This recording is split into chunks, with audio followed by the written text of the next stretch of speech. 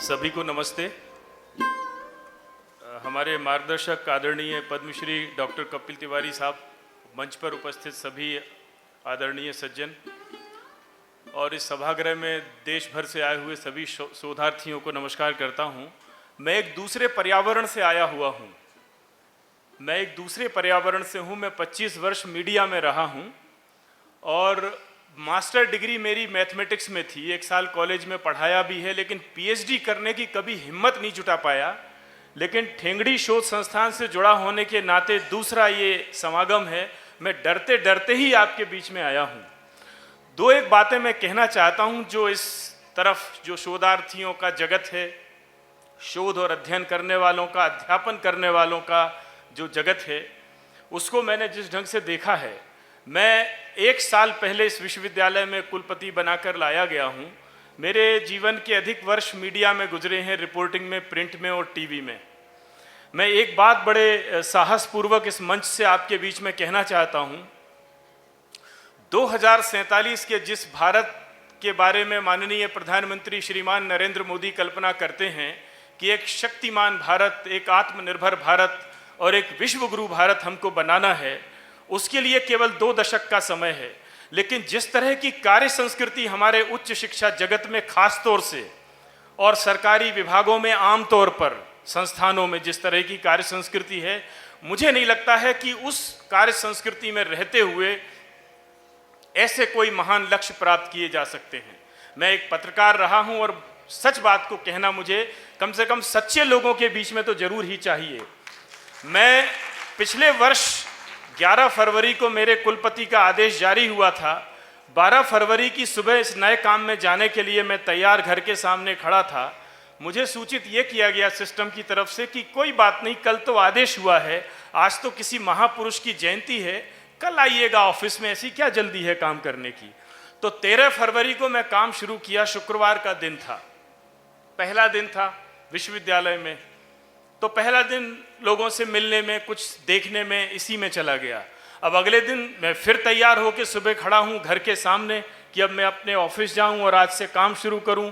तो मेरा सिस्टम मुझे कहता है कि आज तो शनिवार है और कल रविवार है, जल्दी क्या है काम करने की, आराम से सोमवार को आइए। मित्रों, मैंने अपने घर में टंगे हुए कैलेंडर पर जो मेरे वर्किंग डे हैं मेरे पास में, जिनमें मेरा कार्य दर्ज होना है या जो कुछ भी मैं सोचकर विश्वविद्यालय में आया हूं और मुझे काम करना है, वो कुल मिलाकर 19 या 20 दिन हैं। 10 से 12 अवकाश शनिवार, रविवार, जयंती, पुण्यतिथि, तीज त्योहार के हैं।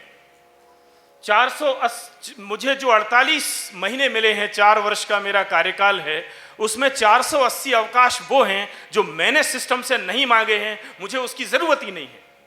और ये 16 महीने के होते हैं। 16 महीने का अवकाश है, जिसे आप सिस्टम ये समझ रहा है कि 4 वर्ष में मुझे कुछ करके दिखाना है। दरअसल वो 4 महीने नहीं है, 4 साल नहीं है। उसमें 16 महीने हटा दीजिए, अब 1-8 महीने की अगर मैं छुट्टी लेता हूं तो कुल मिला के 2.5 साल का मेरे पास समय है। इतने अवकाशों का आनंद लेते हुए हम लगभग अकर्मण्यता की सीमा पर जा पहुंचे हैं, पूरा भारत। अब आप भारत के किस केंद्र की तरफ शोध को ले जाना चाहते हैं ऐसी परिस्थिति में? तो मैं आप सब शोधार्थियों से, जो जिस संस्थान से भी आए हैं, उस संस्थान में इस विमर्श को लाएं कि हमारी छुट्टियां कृपा करके कम की जाएं। और आप जिस समाज को भी बिलोंग करते हैं, यहां बैठे हुए सभी समाजों के लोग होंगे, और उन समाजों के महापुरुषों के नाम से जितनी भी जयंती और पुण्यतिथि के अवकाश हैं, अपने समाजों में यह बात करें कि वो वापस करो। मैं 2 अक्टूबर को राष्ट्रपिता महात्मा गांधी की फूल चित्र पर घर से फूल चढ़ाकर रास्ते में वैष्णव जन का गान करते हुए मैं अपने ऑफिस में पहुंच के दिन भर काम करना चाहता हूं। मैं श्री कृष्ण जन्माष्टमी के दिन क्यों अवकाश लूं? एक ऐसे महापुरुष के नाम पर यह देश अवकाश ले रहा है, जिसने दुनिया को कर्म की शिक्षा दी। उस दिन हमें 4 घंटे ज्यादा काम करना चाहिए, 8 बजे रात तक काम करना चाहिए। और अगर टेबल पर एक भी फाइल मेरे पेंडिंग नहीं है तो उस दिन बगीचे की घास काटना चाहिए संस्थान के, उस दिन कमरों की सफाई करना चाहिए। जिसने पूरी दुनिया को कर्म का संदेश दिया है, हम उसको पूज रहे हैं लेकिन अवकाश मनाकर। यह कैसा विरोधाभासों से भरा हुआ हमारा देश है। मित्रों, मैं बड़े साहस से एक संपादकीय टिप्पणी यहां कर रहा हूं ये कि इतने सारे अवकाशों का आनंद लेते हुए, माफ करना, आप किसी भी भारत के केंद्र को ले आए अपने शोध में, वो थ्योरी होगी, एक और पीएचडी बढ़ा देगी। इससे ज्यादा देश की कार्य संस्कृति में बहुत अधिक फर्क नहीं पड़ पाएगा। एक ऐसा प्रधानमंत्री हमारे पास है जिसके बारे में हम लगातार ये सुनते पढ़ते हैं कि वो इतने वर्षों से बिना अवकाश लिए काम कर रहे हैं। इस बात से कुछ हम सीखने की तरफ प्रेरित नहीं होते क्या? तो जितने अवकाश हैं, मुझे पता नहीं कितने अवकाश हैं, मैंने गिने अपने तो 480 निकले, जो 4 वर्षों में जिसका आनंद मैं लेने वाला हूं, जो मैंने नहीं मांगे हैं। इनको बहुत सख्ती से कम होना चाहिए ये अवकाश।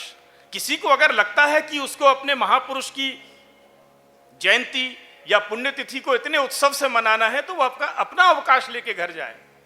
मैं क्यों लूं उसके अवकाश को, जबकि मेरी कोई उसमें आस्था नहीं है। मैं अपने घर मना के अपने ऑफिस में जाके काम कर सकता हूं।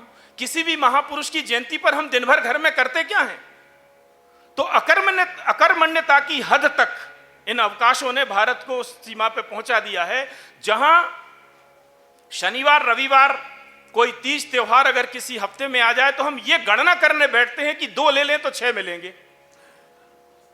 तो मित्रों, मैं बहुत निवेदन के साथ ये बात आपके साथ एक इसको मेरी संपादकीय टिप्पणी के रूप में लें और इस बात को विमर्श में लाएं अपने संस्थानों में, विश्वविद्यालयों में। मैंने अभी जब 1 वर्ष मेरा परसों पूरा हुआ तो मैंने अपने सारे अध्यापकों के साथ में बैठकर बात की है कि क्या माखनलाल चतुर्वेदी राष्ट्रीय पत्रकारिता और संचार विश्वविद्यालय, जो इस देश का सबसे बड़ा मीडिया का विश्वविद्यालय है और एशिया का पहला विश्वविद्यालय जिसे माना जाता है, क्या इस विश्वविद्यालय का शैक्षणिक स्टाफ, ये प्रस्ताव मैंने उनके सामने रखा है, ये मेरे निजी विचार हैं, देश की सत्ता के सामने ये प्रस्ताव कर सकता है कि इतनी छुट्टियों की हमको आवश्यकता नहीं है, मेरे विश्वविद्यालय को आवश्यकता नहीं है, इसको माइनस करो।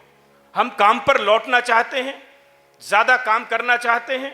2047 के भारत को अगर हम एक विश्व गुरु भारत के रूप में बहुत ईमानदारी से देखना चाहते हैं तो हम इन अवकाशों के आनंद से बाहर आएं। बहुत बहुत धन्यवाद।